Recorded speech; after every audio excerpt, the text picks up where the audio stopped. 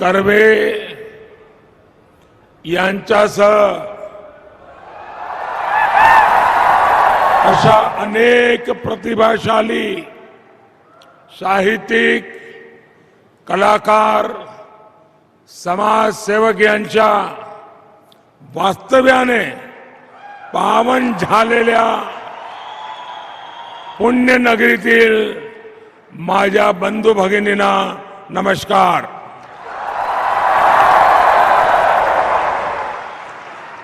इस कार्यक्रम में उपस्थित महाराष्ट्र के गवर्नर श्रीमान भगत सिंह कोश्यारी जी,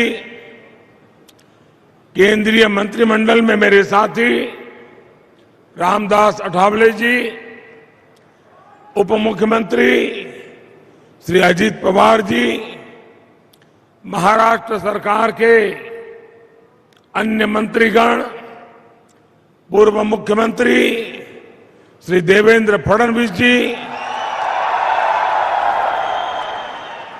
संसद में मेरे साथी प्रकाश जावड़ेकर जी,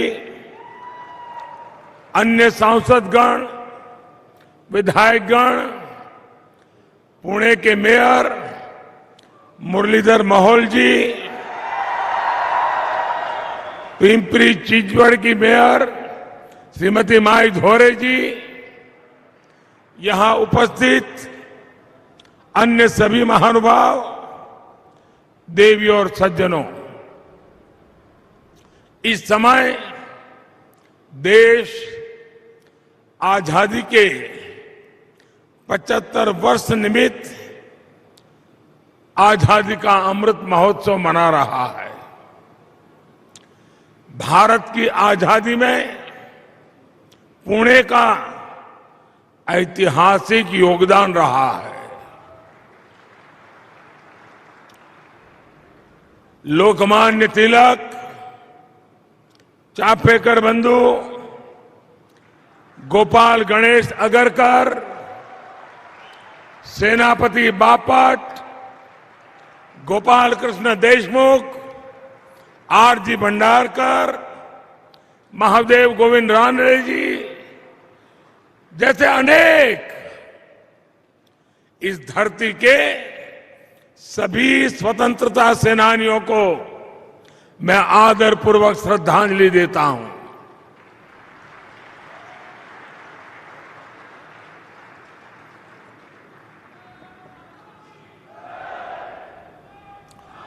आज महाराष्ट्र के विकास के लिए समर्पित रहे रामभाऊ माडगी जी की पुण्यतिथि भी है. मैं आज बाबा साहब पुरंदरे जी को भी आदरपूर्वक याद कर रहा हूं. कुछ देर पहले ही मुझे छत्रपति शिवाजी महाराज की भव्य प्रतिमा का लोकार्पण करने का सौभाग्य मिला है.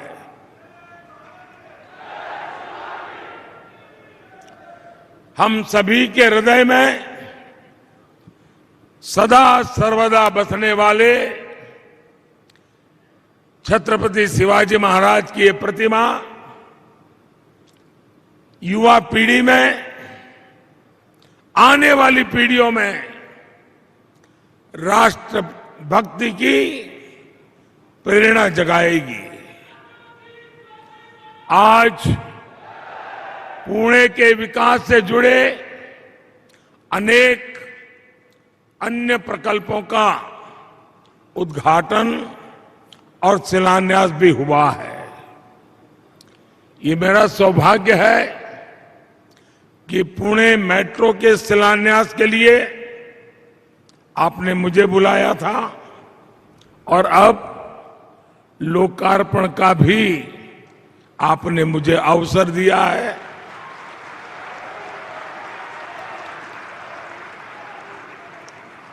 पहले शिलान्यास होते थे तो पता ही नहीं चलता था कब उद्घाटन होगा.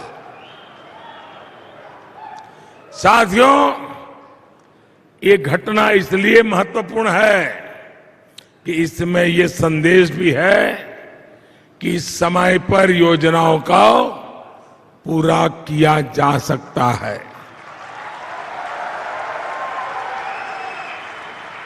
आज मूला मुठा नदी को प्रदूषण से मुक्त करने के लिए 1100 करोड़ रुपए के प्रोजेक्ट पर भी काम आरंभ हो रहा है। आज पुणे को ई बसें भी मिली है। बानेर में ई बस के डिपो का उद्घाटन हुआ है और इन सबके साथ, और मैं उषा जी को अभिनंदन देता हूं, आज पुणे के अनेक विविधता भरे जीवन में एक सुहाना तोहफा आर के लक्ष्मण जी को समर्पित एक बेहतरीन आर्ट गैलरी म्यूजियम भी पुणे को मिला है। मैं उषा जी को, उनके पूरे परिवार को, क्योंकि मैं लगातार उनके संपर्क में रहा हूं, उनका उत्सव, एक मन में लगन और काम को पूरा करने के लिए दिन रात जुटे रहना, मैं वाकई पूरे परिवार का, उषा जी का अभिनंदन करता हूं। इन सभी सेवा कार्यों के लिए मैं आज पुणे वासियों को बहुत बहुत बधाई देता हूं और साथ साथ हमारे दोनों मेयर साहिबान को, उनकी टीम को तेज गति से विकास के अनेक काम करने के लिए भी बहुत बहुत बधाई देता हूं। भाई और बहनों, पुणे अपनी सांस्कृतिक, आध्यात्मिक और राष्ट्रभक्ति की चेतना के लिए मशहूर रहा है और साथ ही पुणे ने education, research and development, IT और ऑटोमोबाइल के क्षेत्र में भी अपनी पहचान निरंतर मजबूत की है। ऐसे में आधुनिक सुविधाएं पुणे के लोगों की जरूरत है और हमारी सरकार पुणे वासियों की इसी आवश्यकता को ध्यान में रखते हुए अनेक मोर्चों पर काम कर रही है। अभी थोड़ी देर पहले मैंने गरवारे में आनंद नगर तक पुणे मेट्रो में सफर किया है। ये मेट्रो पुणे में मोबिलिटी को आसान करेगी, प्रदूषण और जाम से राहत देगी, पुणे के लोगों की ईज ऑफ लिविंग बढ़ाएगी। 5-6 साल पहले हमारे देवेंद्र जी जब यहां मुख्यमंत्री थे तो इस प्रोजेक्ट को लेकर वो लगातार दिल्ली आते रहते थे। बड़े उमंग और उत्साह के साथ वो इस प्रोजेक्ट के पीछे लगे रहते थे। मैं उनके प्रयत्नों का भी अभिनंदन करता हूं। साथियों, कोरोना महामारी के बीच भी ये सेक्शन आज सेवा के लिए तैयार हुआ है। पुणे मेट्रो के संचालन के लिए सोलर पावर का भी व्यापक उपयोग हो रहा है। इससे हर साल लगभग 25,000 टन कार्बन डाइऑक्साइड का एमिशन रुकेगा। मैं इस प्रोजेक्ट से जुड़े सभी लोगों का, खास करके सभी श्रमिकों का हृदय से आभार व्यक्त करता हूं।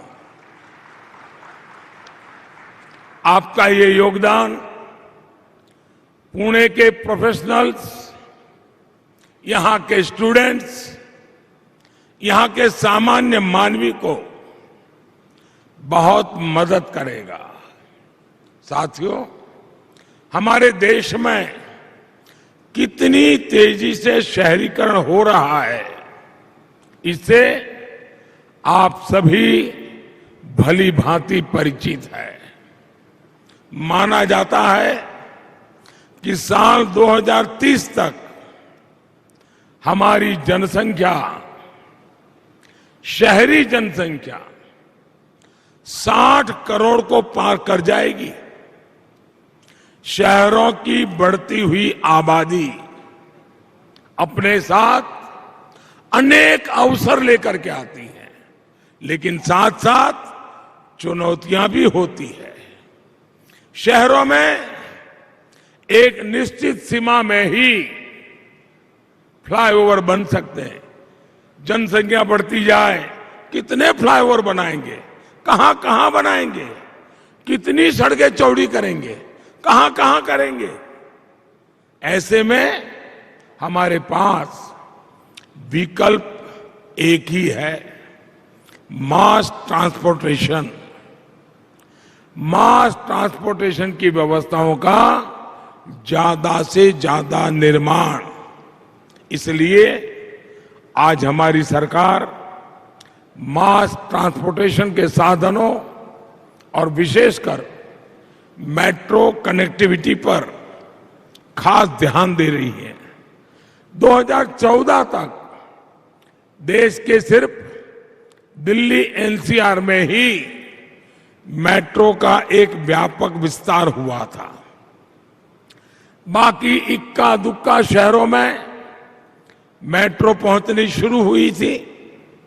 आज देश के 2 दर्जन से अधिक शहरों में मेट्रो या तो ऑपरेशनल हो चुकी है या फिर जल्द चालू होने वाली है। इसमें भी महाराष्ट्र की हिस्सेदारी है। मुंबई हो, पुणे पिंपरी चिंचवड़ हो, ठाणे हो, नागपुर हो, आज महाराष्ट्र में मेट्रो नेटवर्क का बहुत तेजी से विस्तार हो रहा है।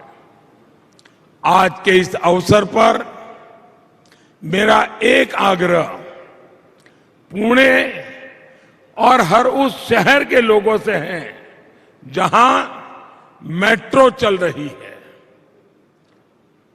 मैं प्रबुद्ध नागरिकों से विशेष आग्रह करूंगा, समाज में जो बड़े लोग कहे जाते हैं उनसे मैं विशेष आग्रह करूंगा कि हम कितने ही बड़े क्यों ना हुए हो, मेट्रो में यात्रा की आदत समाज के हर वर्ग को डालनी चाहिए।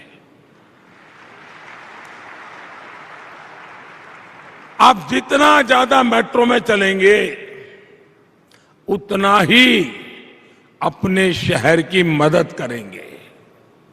भाइयों और बहनों, 21वीं सदी के भारत में हमें अपने शहरों को आधुनिक भी बनाना होगा और उनमें नई सुविधाएं भी जोड़नी होगी। भविष्य के भारत के शहर को ध्यान में रखते हुए हमारी सरकार अनेकों परियोजनाओं पर एक साथ काम कर रही है। हमारी सरकार का प्रयास है कि हर शहर में ज्यादा से ज्यादा ग्रीन ट्रांसपोर्ट हो, इलेक्ट्रिक बसों हो, इलेक्ट्रिक कारें हो, इलेक्ट्रिक 2 पहिया वाहन हो, हर शहर में स्मार्ट मोबिलिटी हो, लोग ट्रांसपोर्ट सुविधाओं के लिए एक ही कार्ड का इस्तेमाल करें। हर शहर में सुविधा को स्मार्ट बनाने वाले integrated command and control centre हो। हर शहर में सर्कुलर इकोनॉमी को मजबूत बनाने वाला आधुनिक वेस्ट मैनेजमेंट सिस्टम हो। हर शहर को वाटर प्लस बनाने वाले पर्याप्त आधुनिक सीवेज ट्रीटमेंट प्लांट हो, जल स्रोतों के संरक्षण का बेहतर इंतजाम हो, हर शहर में वेस्ट टू वेल्थ क्रिएट करने वाले गोबर्धन प्लांट हो, बायोगैस प्लांट हो, हर शहर एनर्जी एफिशिएंसी पर जोर दें, हर शहर की स्ट्रीट लाइटें स्मार्ट एलईडी बल्ब से जगमगाए। इस विजन को लेकर हम आगे बढ़ रहे हैं। शहरों में पेयजल और ड्रेनेज की स्थिति को सुधारने के लिए हम अमृत मिशन को लेकर के अनेक विध इनिशिएटिव लेकर के चल रहे हैं। हमने रेरा जैसा कानून बनाया ताकि जो मध्यम वर्ग के परिवार कभी इस कानून के अभाव में परेशान होते थे, पैसे देते थे, सालों निकल जाते थे, मकान नहीं मिलता था, उन सारी समस्याओं का समाधान जो कागज में बताया जाता था वो मकान नहीं होता था, बहुत सारी अव्यवस्थाएं होती थी। एक प्रकार से हमारा मध्यम वर्गीय परिवार जो जिंदगी की बहुत बड़ी पूंजी से अपना एक घर बनाना चाहता है, वो घर बनने से पहले ही अपने साथ चीटिंग हुआ महसूस करता है। इस मध्यम वर्ग के लोगों को, घर बनाने वाली इच्छा रखने वालों को सुरक्षा देने के लिए ये रेरा का कानून बहुत बड़ा काम कर रहा है। हम शहरों में विकास की स्वस्थ प्रतिस्पर्धा भी विकसित कर रहे हैं ताकि स्वच्छता पर स्थानीय निकायों का पूरा फोकस रहे। अर्बन प्लानिंग से जुड़े इन विषयों पर साल के बजट में भी ध्यान दिया गया है। भाई और बहनों, पुणे की पहचान ग्रीन फ्यूल के सेंटर के रूप में भी सशक्त हो रही है। प्रदूषण की समस्या से मुक्ति, कच्चे तेल के लिए विदेशी निर्भरता को कम करने और किसानों की आय बढ़ाने के लिए हम इथेनॉल पर, बायोफ्यूल पर फोकस कर रहे हैं। पुणे में बड़े स्तर पर इथेनॉल ब्लेंडिंग से जुड़ी सुविधाएं स्थापित की गई हैं। इससे यहां आसपास के गन्ना किसानों को भी बहुत बड़ी मदद मिलने वाली है। पुणे को स्वच्छ और सुंदर बनाने के लिए भी आज महानगर पालिका ने अनेक काम शुरू किए हैं। बार बार आने वाली बाढ़ और प्रदूषण से पुणे को मुक्ति देने में ये सैकड़ों करोड़ रुपए के प्रोजेक्ट बहुत उपयोगी होने वाले हैं। मूला मुठा नदी की साफ सफाई और सौंदर्यीकरण के लिए भी पुणे महानगर पालिका को केंद्र सरकार पूरा सहयोग दे रही है। नदियां फिर से जीवंत होगी तो शहर के लोगों को भी सुकून मिलेगा, उन्हें भी नई ऊर्जा मिलेगी।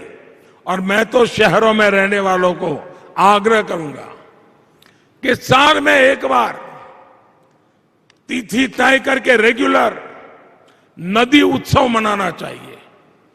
नदी के प्रति श्रद्धा, नदी का महात्म्य, पर्यावरण की दृष्टि से प्रशिक्षण, पूरे शहर में नदी उत्सव का वातावरण बनाना चाहिए। तब जाकर के हमारे नदियों का महत्व हम समझेंगे, पानी के एक बूंद बूंद का हम महत्व समझेंगे। किसी भी देश में आधुनिक इंफ्रास्ट्रक्चर के विकास के लिए जो चीज सबसे जरूरी है वो है स्पीड और स्केल।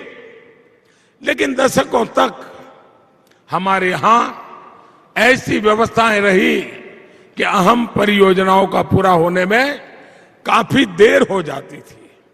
ये सुस्त रवैया देश के विकास को भी प्रभावित करता रहा है। आज के तेजी से बढ़ते हुए भारत में हमें स्पीड पर भी ध्यान देना होगा और स्केल पर भी। इसलिए ही हमारी सरकार ने पीएम गति शक्ति नेशनल मास्टर प्लान बनाया है। हमने देखा है कि अक्सर परियोजनाओं में देरी की वजह होती है अलग अलग विभागों में, अलग अलग मंत्रालयों में, सरकार में तालमेल की कमी। इस वजह से होता यह है कि जब वर्षों के बाद कोई परियोजना पूरी भी होती है तो वो आउटडेटेड हो जाती है, उसकी प्रासंगिकता ही खत्म हो जाती है। पीएम गति शक्ति नेशनल मास्टर प्लान इन्हीं सारे विरोधाभासों को दूर करने का काम करेगा। जब एक इंटीग्रेटेड फोकस के साथ काम होगा, हर स्टेक होल्डर के पास पर्याप्त जानकारी होगी, तो हमारे प्रोजेक्ट भी समय पर पूरे होने की संभावना बढ़ेगी। इससे लोगों की दिक्कतें भी कम होगी, देश का पैसा भी बचेगा और लोगों को सुविधाएं भी ज्यादा मिलेगी। भाइयों और बहनों, मुझे इस बात का भी संतोष है कि आधुनिकता के साथ साथ पुणे की पौराणिकता, महाराष्ट्र के गौरव को भी अर्बन प्लानिंग में उतना ही स्थान दिया जा रहा है। ये भूमि संत ज्ञानेश्वर और संत तुकाराम जैसे प्रेरक संतों की रही है। कुछ महीने पहले ही श्री संत ज्ञानेश्वर महाराज पालखी मार्ग और संत तुकाराम महाराज पालखी मार्ग का शिलान्यास करने का सौभाग्य मुझे मिला है। अपने इतिहास पर गर्व करते हुए आधुनिकता की विकास यात्रा यूं ही सतत चलती रहे, इसी कामना के साथ पुणे के सभी नागरिकों को फिर से बहुत बहुत बधाई, बहुत बहुत धन्यवाद।